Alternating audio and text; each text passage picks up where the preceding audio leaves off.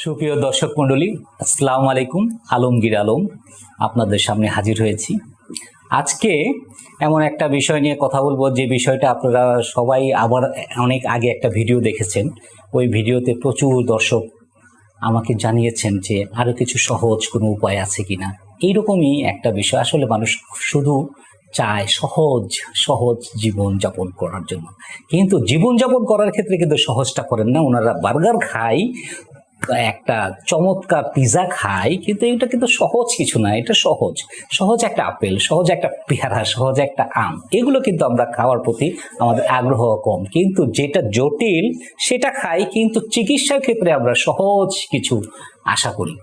তারপরও আমি আপনাদেরকে চেষ্টা করব যে আপনারা সহজ কিছু ভাবে। আজকের সাবজেক্ট হচ্ছে ইউরিক অ্যাসিড বেড়ে যাওয়া।